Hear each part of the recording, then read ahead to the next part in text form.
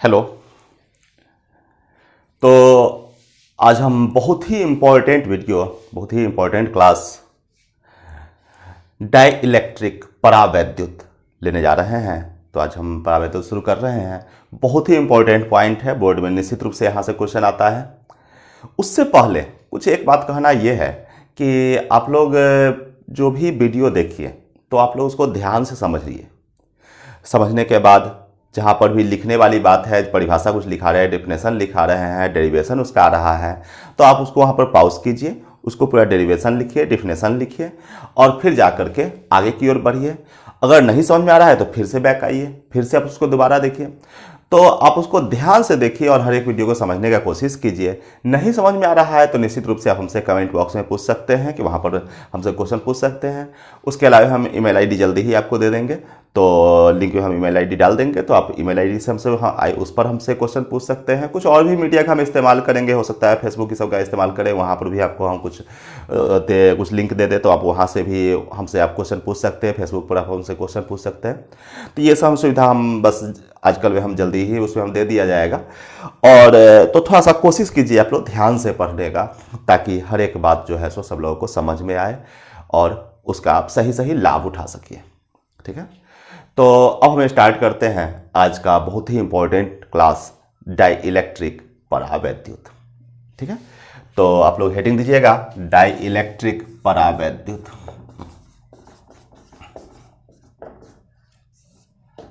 परावैद्युत, अब ये परावैद्युत है क्या चीज, इसको समझते हैं। लेकिन उससे पहले थोड़ा सा कुछ बेसिक बात को समझते हैं। क्या है, देखिए आप जानते हैं कि पदार्थ बना होता है अणु से, अणु बना होता है परमाणु से, परमाणु बना होता है इलेक्ट्रॉन प्रोटॉन न्यूट्रॉन से। यानी कि कोई भी पदार्थ में इलेक्ट्रॉन प्रोटॉन न्यूट्रॉन तो है ही, क्योंकि उसका मूल कण तो वही है। अब पदार्थ बना किससे? अणु से, मॉलिक्यूल से। ठीक है, अब जैसे कि मॉलिक्यूल H2O क्या है? मॉलिक्यूल है। CO कार्बन मोनोऑक्साइड क्या है? मॉलिक्यूल है। CO2 कार्बन डाइऑक्साइड क्या है? मॉलिक्यूल है। H2 मॉलिक्यूल है। O2 मॉलिक्यूल है, अणु है। ये सब जो है सो अणु है और अणु से बनता है पदार्थ। ठीक है, अब इस अणु का विभाजन जो है, डिवीजन जो है सो दो प्रकार से किया गया है। इसमें इस ढंग से बोला गया है, इस ढंग से इसका डिवीजन किया गया है कि कुछ मॉलिक्यूल को रखा गया है पोलर, मतलब कुछ ऐसा मॉलिक्यूल जो कि पोलर होता है। पोलर मॉलिक्यूल, ये पोलर मॉलिक्यूल क्या है? पोलर मॉलिक्यूल यानी कि ध्रुवीय अणु। ठीक है, यही पोलर, नॉन पोलर फिर डायरेक्ट्रिक में भी आएगा। तो ध्रुवीय अणु, ध्रुवीय अणु क्या चीज? देखिए आप प्रत्येक अणु, जितना भी यहां पर अणु दिख रहा है, ये सब में धनावेश ऋणावेश है। तो ध्रुवीय अणु क्या होता है? वह अणु जिसका धनावेश और ऋणावेश का केंद्र क्या हो? अलग अलग हो, सकेंद्रीय नहीं हो, अलग अलग हो। जैसे कि H2O, ये जो हुआ सो H2O, ये इसका धनावेश ऋणावेश का केंद्र क्या होगा? अलग अलग होगा।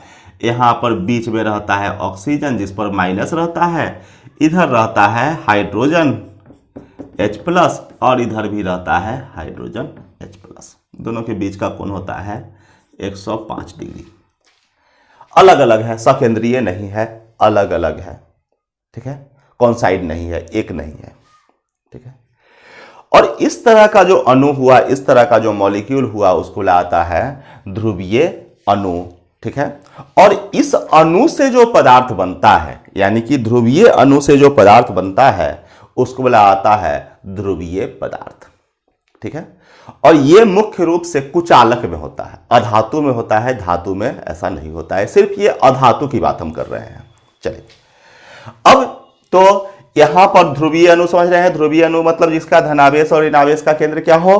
अलग अलग हो, वो क्या हो गया? ध्रुवीय हो गया। और ठीक है, इससे जो पदार्थ बना वो क्या हो गया? ध्रुवीय पदार्थ हो गया। अब इसका धनावेश और ऋणावेश केंद्र अलग अलग होगा। अब जैसे कि कोई पदार्थ की बात करते हैं, कोई भी पदार्थ है जो कि ध्रुवीय है, देख रहे हैं उसके प्रत्येक मॉलिक्यूल का धनावेश और ऋणावेश का केंद्र क्या है, अलग अलग है। चलिए यहां पर धनावेश, यहां ऋणावेश, धनावेश ऋणावेश, प्लस माइनस। तो जैसे ही प्लस माइनस अलग अलग हो गया, ये जो है सो ध्रुवीय है, पोलर है, तो ये क्या चीज कहलाया, द्विध्रुव कहलाया। डाइपोल याद कीजिए, विद्युत द्विध्रुव। विद्युत द्विध्रुव क्या होता है, वह आवेशों का निकाय जिसका धनावेश और ऋणावेश से एक दूसरे से क्या हो, अल्प दूरी पर हो, समान हो और विपरीत हो, तो एक दूसरे से अल्प दूरी पर, तो ये क्या हो गया, डाइपोल हो गया, जिसका डाइपोल मोमेंट हो गया। अब इसका डाइपोल, पूरे पदार्थ का नेट डाइपोल मोमेंट, देखिए सबका डायरेक्शन अलग अलग है, इसलिए नेट डाइपोल मोमेंट इसका क्या हो जाएगा, 0 हो जाएगा। ठीक है, क्योंकि सबका जो है सो ये जिगजैग स्थिति में है, एक समान रूप से नहीं है। लेकिन अगर इसको किसी रख दिया जाए विद्युतीय क्षेत्र के भीतर, यहां ध्यान दीजिएगा, अगर इस डाइपोल को ये जो है पदार्थ है, ध्रुवीय पदार्थ है, किसी विद्युतीय क्षेत्र में रख दिया जाए तो फिर क्या होगा, इसका ये पोजीशन बन जाएगा। जो ये था पोजीशन अलग अलग था, अब इसका ऐसा पोजीशन देखिए, यहां पर प्लस, यहां पर माइनस, तब बन गया विद्युतीय क्षेत्र। तो अब इधर प्लस है तो इधर आ जाएगा सब माइनस, और इधर प्लस, इधर माइनस, इधर प्लस, कहने का मतलब कि इस तरफ जमा हो जाएगा प्लस और इस तरफ जमा हो जाएगा माइनस। अब इसका नेट डाइपोल मोमेंट जो है सो 0 नहीं होगा। कब, जब आप इसको विद्युतीय क्षेत्र के भीतर रख दीजिएगा तब। तो अब हम लोग क्या चीज, ध्रुवीय अणु पर है। जैसे कि एक एग्जांपल दिए H2O, जिसका धनावेश और ऋणावेश, मतलब वह कुचालक पदार्थ, वह कुचालक अणु, कुचालक पदार्थ का अणु जिसका क्या हो, धनावेश और ऋणावेश का केंद्र जो है, सेंटर जो है सो सेंटर ऑफ मास होता है, तो सेंटर ऑफ मास जो है सो अलग अलग हो, उसको क्या कहते हैं, ध्रुवीय कहते हैं। ठीक है, सामान्यतः इसका जो नेट डाइपोल मोमेंट विद्युत द्विध्रुव आघूर्ण क्या होगा, 0 होगा। लेकिन जब इसको किसी विद्युतीय क्षेत्र में रख दीजिएगा तब इसका डाइपोल मोमेंट 0 नहीं हो पाएगा। स्पष्ट है। अब बात करते हैं अध्रुवीय का। तो अध्रुवीय अणु क्या होता है उस, हाँ, तो अध्रुवीय अणु, उसमें क्या हुआ, जैसे कि जिसका धनावेश और ऋणावेश का केंद्र क्या होता है, सकेंद्रीय होता है, इस तरह से। ठीक है, ऐसा भी हो सकता है कि बीच में हो जाए प्लस प्लस और दोनों तरफ हो जाए माइनस माइनस, यहां पर हो गया माइनस। ये कौन सा अणु कहलाया, अध्रुवीय अणु। और अध्रुवीय अणु से जो पदार्थ बना, वो जो कुचालक पदार्थ बना, वो क्या हो गया, अध्रुवीय कुचालक पदार्थ। ठीक है, तो पदार्थ अणु दो प्रकार का, कुचालक पदार्थ का अणु कौन सा, एक हो गया अध्रुवीय, एक हो गया ध्रुवीय अणु, और एक हो गया अध्रुवीय अणु। ध्रुवीय अणु में क्या होता है, जिसका धनावेश और ऋणावेश का केंद्र क्या होता है, अलग अलग होता है। अध्रुवीय अणु क्या होता है, जिसका धनावेश और ऋणावेश का द्रव्यमान केंद्र क्या होता है, संपाती होता है, सेंटर ऑफ मास जो होता है जो कॉन्सेंट्रिक होता है, कॉन्साइड करता है। पोलर मॉलिक्यूल से जो सब्सटेंस बना, जो नॉन कंडक्टिंग सब्सटेंस बना, जो कुचालक पदार्थ बना, वो क्या चीज हो गया, वो हो गया पोलर सब्सटेंस। ठीक है, H2O, CO2, ये सब जो हुआ सो पोलर सब्सटेंस हुआ। और नॉन पोलर मॉलिक्यूल से जो सब्सटेंस बना, जो नॉन कंडक्टिंग सब्सटेंस बना, उसको क्या चीज कहलाया, नॉन पोलर सब्सटेंस। ठीक है, अब इस नॉन पोलर को भी अगर इलेक्ट्रिक फील्ड में रख दिया जाए तो ये भी जो होता है सो पोलर की तरह काम करना शुरू कर देता है। यानी कि इसका भी जो कुछ इसी तरह का स्थिति हो जाएगा जो पोलर का था, माइनस, जैसे कि यहां पर अगर प्लस प्लस है, ठीक है, ये हो गया, इधर से इधर इलेक्ट्रिक फील्ड हो गया, तो ये भी जो है सो हो जाएगा क्या चीज, पोलर बन जाएगा। यानी कि नॉन पोलर को, अध्रुवीय पदार्थ को भी अगर विद्युत क्षेत्र में रख दिया जाए, इलेक्ट्रिक फील्ड में रख दिया जाए, तो भी क्या हो जाएगा, पोलर हो जाएगा। स्पष्ट है। अब हम लोग आ जाते हैं डाइइलेक्ट्रिक पर, परावैद्युत पर। ठीक है, अब पहुंचते हैं हम लोग परावैद्युत पर। ये जितना भी ये सब कुचालक पदार्थ हैं, वो दो प्रकार का हो गया, पोलर और नॉन पोलर। पोलर में क्या चीज, जिसका मॉलिक्यूल का पॉजिटिव चार्ज और निगेटिव चार्ज का सेंटर ऑफ मास क्या हो, अलग अलग हो, वो हो गया पोलर मॉलिक्यूल, पोलर सब्सटेंस। और नल पोलर सब्सटेंस क्या चीज, जिसका पॉजिटिव चार्ज और जिसके मॉलिक्यूल का पॉजिटिव चार्ज और नेगेटिव चार्ज का सेंटर ऑफ मास क्या हो, कॉन्सेंट्रिक हो, सेकेंडरीय हो गया क्या चीज, ध्रुवीय परावैद्युत, ध्रुवीय पदार्थ, पोलर सब्सटेंस। ठीक है, अब पहुंचते हैं हम लोग डाइलेक्ट्रिक को। हाँ, और दोनों को, पोलर हो या नॉन पोलर हो, दोनों को अगर इलेक्ट्रिक फील्ड में रखते हैं तो उसका positive charge negative charge separate तो हो ही जाएगा। अब पहुंचते हैं परावैद्युत डाइलेक्ट्रिक, हिंदी में लिखिएगा परावैद्युत, बहुत इंपॉर्टेंट पॉइंट है। परावैद्युत अब क्या होता है, देखिए, वह कुचालक पदार्थ, वह नॉन कंडक्टिंग सब्सटेंस जिसको अगर इलेक्ट्रिक फील्ड में रख दिया जाए तो उसका पॉजिटिव चार्ज और नेगेटिव चार्ज क्या हो, दोनों फेस पर जमा हो जाए, तो उस तरह का जो नॉन कंडक्टिंग मटेरियल होता है उसको कहा जाता है क्या चीज, डाइलेक्ट्रिक परावैद्युत। तो सबसे पहले डिफिनेशन लिख देते हैं।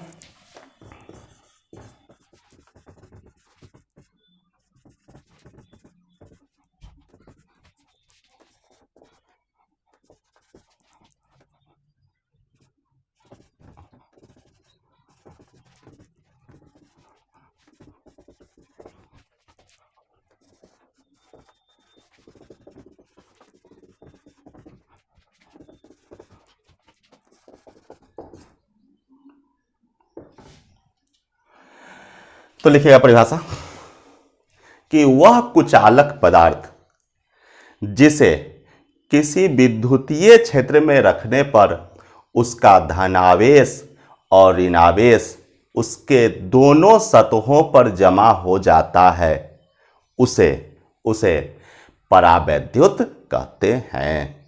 फिर से रिपीट कर रहे हैं कि वह कुचालक पदार्थ जिसे किसी विद्युतीय क्षेत्र में रखने पर उसका धनावेश तथा ऋणावेश उसके दोनों सतहों पर जमा हो जाता है, उसे परावैद्युत कहते हैं। ठीक है, तो इसका एग्जाम्पल लिख दीजिए, जैसे H2O, CO2, एयर, ETC कर दीजिए ना।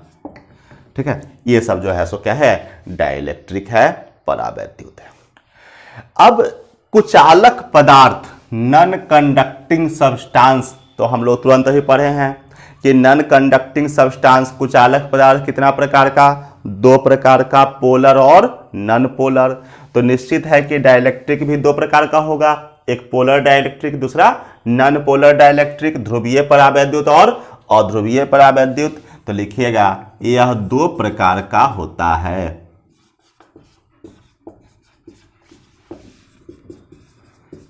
ऑफ डाइलेक्ट्रिक कौन कौन कौन दो प्रकार का होता है, पहला कौन, पोलर डाइलेक्ट्रिक,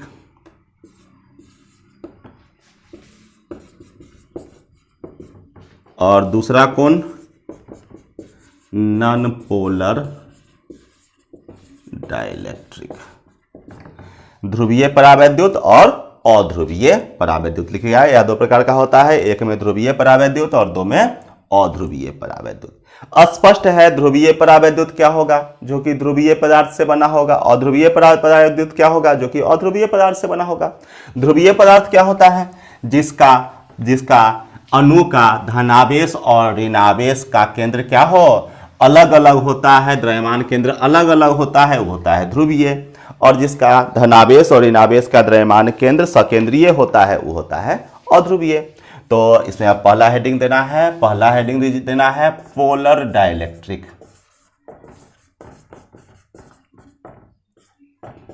ध्रुवीय परावैद्युत, पहला हेडिंग दीजिएगा पोलर डाइलेक्ट्रिक, ध्रुवीय परावैद्युत। तो ध्रुवीय परावैद्युत क्या चाहिए कि वह परावैद्युत जिसका वह परावैद्युत जिसका अणु का धनावेश और ऋणावेश का केंद्र क्या हो, अलग अलग हो, सकेंद्रीय नहीं हो, उसको क्या कहते हैं, ध्रुवीय परावैद्युत कहते हैं।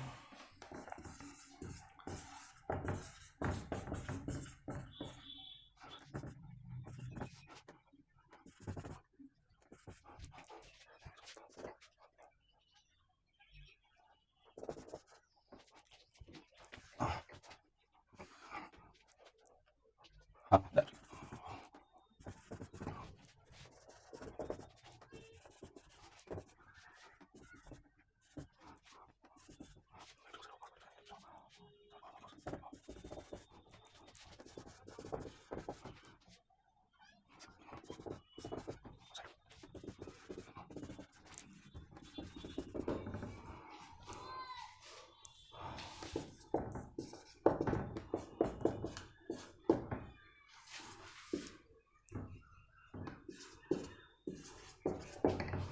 देखिएगा, वह परावैद्युत वह परावैद्युत जिसके अणुओं जिसके अणुओं के धनावेश तथा ऋणावेश का द्रव्यमान केंद्र जिसके अणुओं के धनावेश तथा ऋणावेश का द्रव्यमान केंद्र अलग अलग होता है, उसे उसे ध्रुवीय परावैद्युत कहते हैं। जैसे कि लिख दीजिएगा H2O, CO2 इत्यादि कर दीजिएगा।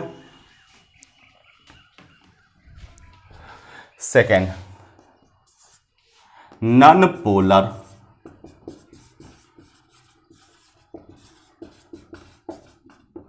डाइइलेक्ट्रिक अध्रुवीय परावैद्युत अगला लिखिएगा नॉन पोलर डाइइलेक्ट्रिक अध्रुवीय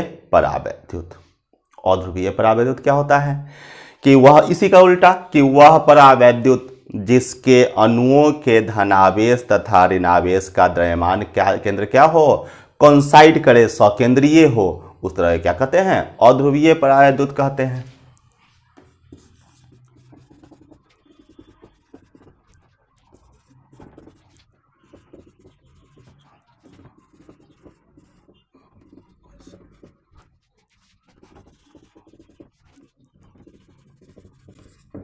जैसे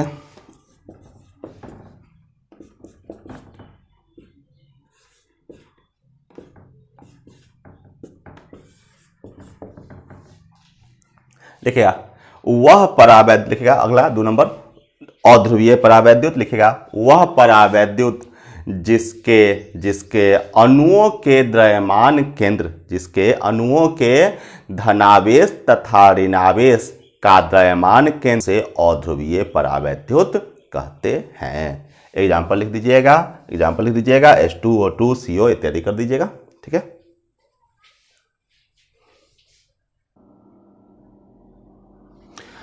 हाँ, तो आगे बढ़ते हैं।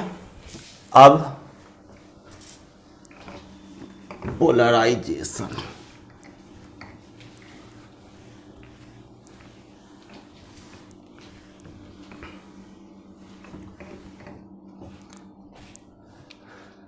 अगला हेडिंग दीजिएगा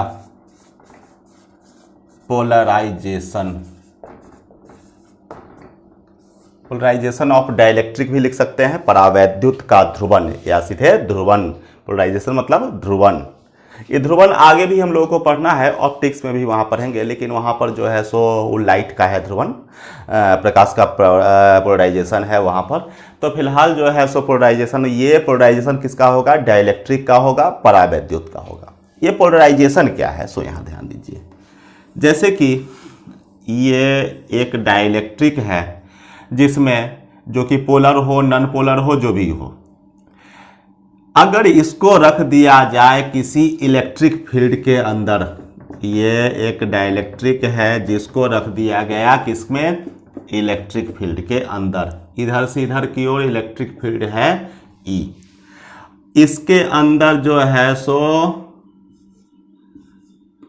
पोलर रहे चाहे नॉन पोलर रहे, जो भी रहे, दोनों ही कंडीशन में जैसे ही कोई इस डाइइलेक्ट्रिक को इस इलेक्ट्रिक फील्ड के अंदर रखिएगा तो इधर माइनस प्लस इस तरह से जमा हो जाएगा।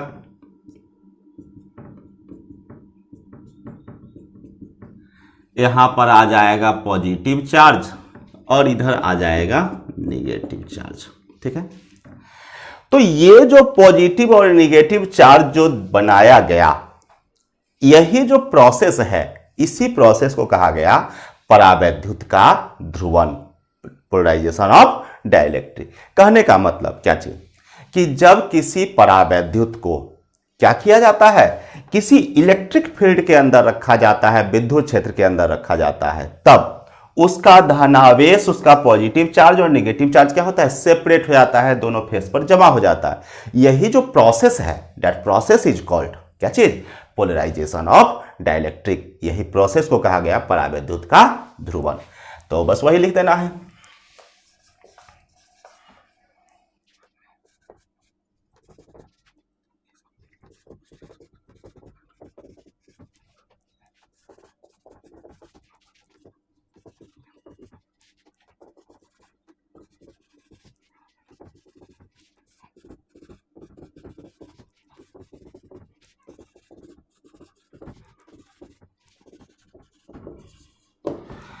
चलिए क्या, जब किसी परावैद्युत को किसी विद्युतीय क्षेत्र में रखा जाता है, जब किसी परावैद्युत को किसी विद्युतीय क्षेत्र में रखा जाता है, तब उसके दोनों सतहों पर समान और विपरीत आवेश यानी कि धनावेश और ऋणावेश जमा हो जाता है, जिस प्रक्रिया को परावैद्युत का ध्रुवण कहते हैं। फिर से रिपीट कर रहे हैं कि जब किसी परावैद्युत को किसी विद्युतीय क्षेत्र में रखा जाता है, तब उसके दोनों सतहों पर समान और विपरीत आवेश जमा हो जाता है, या धनावेश या और ऋणावेश जमा हो जाता है, जिस प्रक्रिया को परावैद्युत का ध्रुवण कहते हैं। ठीक है,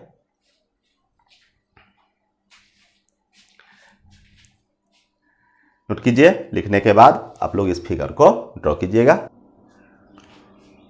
ठीक है, अब यहां ध्यान दीजिए। देखिए,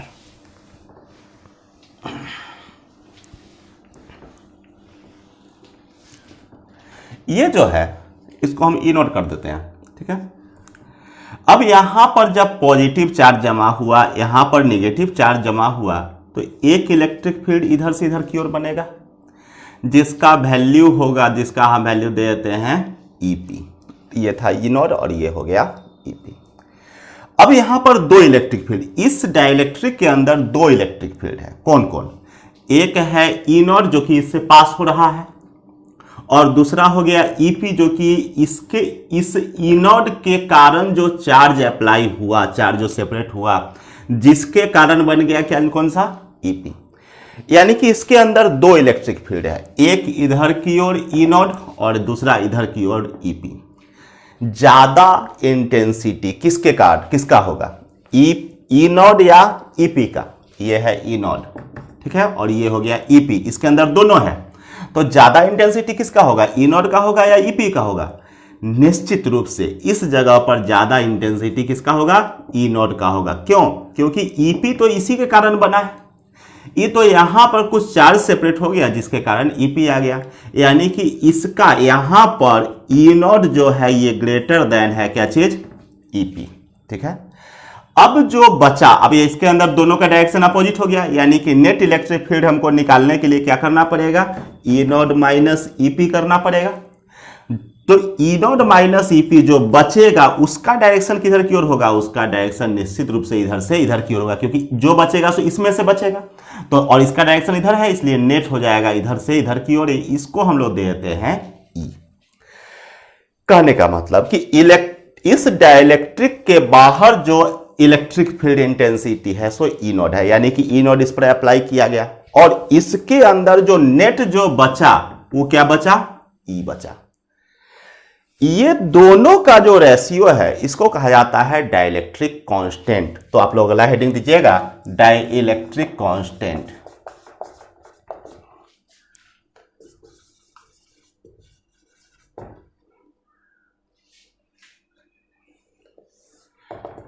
परावैद्युत नियतांक, डाइलेक्ट्रिक कांस्टेंट, परावैद्युत नियतांक। ये परावैद्युत नियतांक क्या है, सीधे बात है कि देखिए, कोई भी डाइलेक्ट्रिक पर अप्लाइड इलेक्ट्रिक फील्ड और रिजल्टेंट इलेक्ट्रिक फील्ड का जो रेशियो होता है उसी को कहा जाता है डाइलेक्ट्रिक कांस्टेंट। तो लिख दीजिए,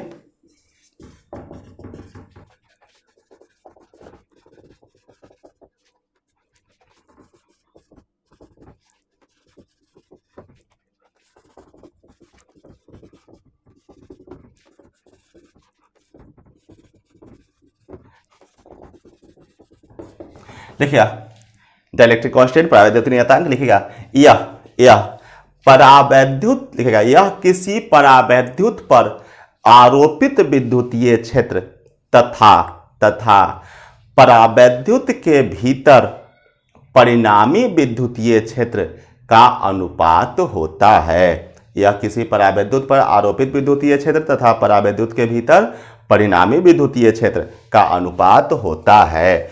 इसे के स्मॉल के से सूचित किया जाता है। तो के इक्वल टू हो जाएगा applied electric field E not है और जो रिजल्टेंट है वो क्या है ई है, यानी कि k equal to e naught by e. ध्यान रखना है कि यहाँ पर निश्चित रूप से ई नॉट का वैल्यू जब होगा तो ई से क्या होगा अधिक होगा, क्योंकि ये तो अप्लाइड है और ये तो घट उठ के बचा है कौन सा ई, मतलब के का वैल्यू हमेशा होगा सो क्या होगा 1 से अधिक होगा। इसको नोट कर लीजिए। और अब आगे हम लोग बढ़ेंगे जो कि बहुत ही इंपॉर्टेंट पॉइंट आने वाला है। अगला पॉइंट क्या चीज, कैपेसिटेंस। एकदम सीरियसली देखिएगा पूरे वीडियो को। तो मिलते हैं हम अगले वीडियो में।